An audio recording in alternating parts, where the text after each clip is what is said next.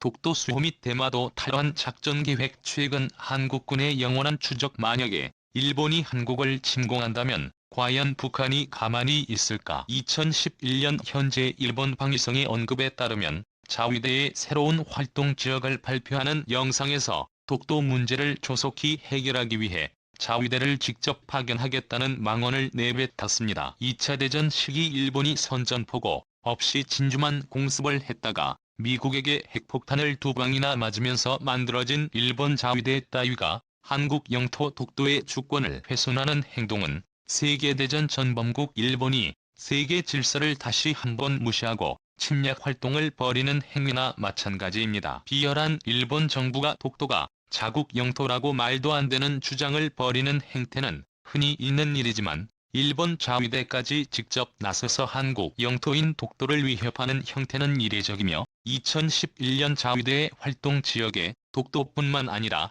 한반도 전체를 포함시켰습니다. 일본은 명백히 한국의 영원한 추적이라는 입장을 스스로 알려주는 꼴이나 다름없죠. 2차 대전 항복선언에 따르면 일본 같은 전범국이 다른 나라의 영토를 공격할 시위에 연합가입국은 선전포고 없이도 전범국의 무차별 공격을 실행할 수 있습니다. 그러므로 이번 사건도 역시 한국과 러시아의 긴밀한 공조가 예상됩니다. 현재 자위대의 방위 대응 발언에 한국 영토 독도는 물론 러시아의 쿠릴 열도도 자위대의 활동 지역에 포함되어 있는 게 새롭게 확인되었으며 이 소식을 들은 푸틴은 이렇게 발언했습니다. 러시아가 가진 국제사회에서 보장된 주권을 건드리는 국가는 거대한 대가를 꼭 치르게 될 것이라고 강하게 언급했습니다. 러시아 외무부에서도 공식 입장 발표를 통해 자위대의 영토 주권 침해 행위는 완전한 불법이며 국가 간의 역사적 영유권을 합의한 상황을 완전히 위배했다고 일본을 강하게 비판했습니다. 지금까지 쿠릴 열도 분쟁에 대한 협상에서 러시아와의 평화적 타협을 원하던 일본이 갑자기 자위대까지 이용해 무력 시위를 하는 행위는 과거 진주만 공습처럼 일본이 현실 파악을 못하고 몰락의 길을 걷는 것과 다름없습니다. 러시아 측에서 일본과 접경 지역에 공격용 탄도미사일과 핵무기를 추가로 배치할 명분만 준 것이죠. 푸틴 정부에서도 일본이 알아서 러시아의 추적임을 자처하자 쿠릴 열도의 미사일 추가 배치를 신속하게 명령했고 이스칸데르 미사일을 포함한 S-400 미사일까지 사할린 지역에 몰려들기 시작했습니다. 푸틴 정부는 쿠릴 열도에서 S-400 미사일을 발사하는 훈련을 실시했고 일본 측에서는 유감을 표했지만 간단히 무시 및 푸틴은 SU-35 전투기를 포함한 T-72 전차까지 일본과 접경 지역에 추가로 배치하겠다는 강한 결심을 내비쳤습니다. 일본 영토를 직접 타격하는 이스칸데르 탄도 미사일과 함께 구축함 킬러 셔틀 미사일까지 주둔시켜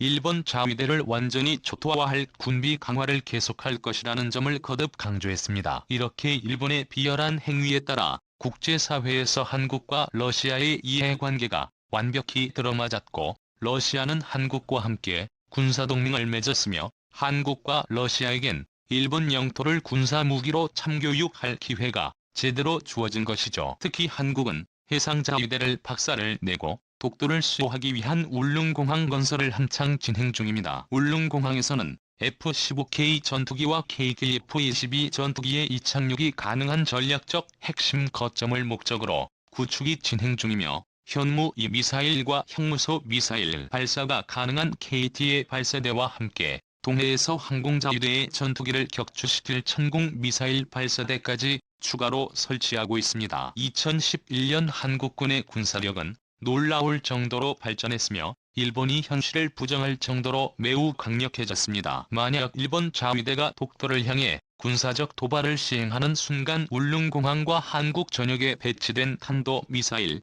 현무 미사일 수천 발이 일본 전역을 향해 모두 발사되며 일본의 요격용 미사일은 한국군의 현무 미사일에 전혀 대처하지 못하고 전부 놓쳐버립니다. 일본 왕궁과 국회 자위대 기지 도쿄 도시 및 나고야와 오사카 등 주요 도시의 시가지가 현무 미사일로 인해 초토화되며 지옥이 펼쳐집니다. 한국군이 현무 미사일을 발사한 지 10분 후 일본은 국가 전체가 괴멸할 정도의 엄청난 피해를 입게 되는 것이죠. 과거와는 다르게 대한민국은 현무3 미사일이라는 세계 최강군 미사일을 독자적으로 보유하게 되었고, 현무3 미사일의 개발이 한국군의 미사일 공격 교리를 가능하게 할 만큼 엄청난 터닝 포인트가 된 것이죠. 지금까지 알려진 한국군의 현무 미사일 보유 수량은 대략 4,000발 정도로 순항 미사일까지 모두 포함시키면 5,000발 정도의 적용 미사일을 한국군이 30 보유하고 있습니다. 이러한 현무 미사일을 일본 전역에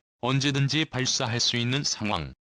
이뿐만이 아닙니다. 동해에서는 세종대왕급 이지스함과 충무공 이순신급 구축함에 일본을 공격할 해성미사일과 현무3 순항미사일을 추가적으로 탑재할 계획이며, 바다 밑에서는 도산한 청어급 잠수함이 일본의 군사적 도발을 파악하고 해상자위대의 군함을 침몰시킬 작전에 돌입할 것입니다. 한국군의 현무 미사일과 러시아군의 이스칸데르 미사일이 일본 열도 전역을 24시간 조준하고 있으며, 일본이 알아서 주적임을 자처함에 따라 한국과 러시아의 군사적 관계는 돈독한 협력 관계로 발전하고 있습니다. 현재 러시아의 푸틴은 한국과 함께 공동의 주적인 일본을 제거하고 싶으며, 러시아와 국경 분쟁을 겪고 있는 중국과는 달리 한국과는 영토 이권이 겹치는 부분이 전혀 없다는 것도 가장 중요한 이점입니다. 강대국 한국과 러시아의 영원한 자주국방을 위해 날뛰는 일본을 박살을 낸다는 신념하에 뭉친 것이죠. 한국의 울릉공항 건설과 현무 미사일 추가 배치 소식 플러스 러시아 푸틴의 쿠릴 열도 미사일 발사 훈련에 대해 일본인들은 진심으로 경악하며 절망하는 상황. 일본 커뮤니티 마토이스레디에 올라온 일본 네티즌들의 댓글 반응을 번역해봤습니다.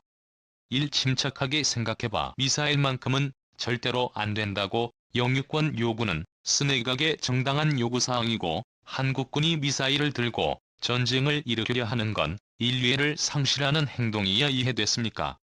완전히 다른 거라고. 한국식 이미 서희를 밟으려면 겁만 주지 말고 진짜로 써보라에 탄두 중량 2톤짜리 재래식 탄도 미사일이 4,000발이 있어도 기껏해야 폭격기 30대 분량의 폭탄이잖아. 전쟁의 전황에 대한 영향력이 없어 보여.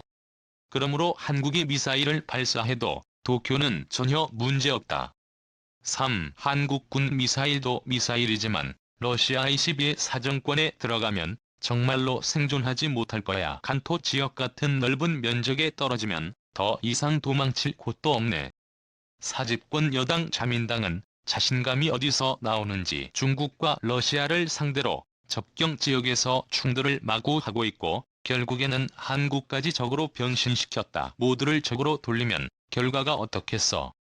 오주변국을 건드는 건 일본에게 악몽일 뿐이다. 탄도미사일은 절대적으로 일본을 위협하는 데 사용될 거야. 러시아와 한국에 가까운 스시마와 슈카이도가 정말로 위험해 보여요. 일본은 정상적인 군사조직이 없고 자위대만 있으니까 계속해서 피해를 받게 되는 형식이야. 다른 국가를 공격하는 탄도미사일만 있다면 러시아와 한국도 더 이상 일본을 괴롭히지 못할 것. 체리 위쪽이나 왼쪽이나 무기에 집착하는 이상한 이웃 국가들 투성이다. 정말로 일본은 불행에 무엇을 잘못해서 이런 이웃들을 두게 된 건지 한숨이 나와 영국과 스위스의 품에 안기고 싶어 유럽 지역으로 일본 영토를 이동시키고 싶다.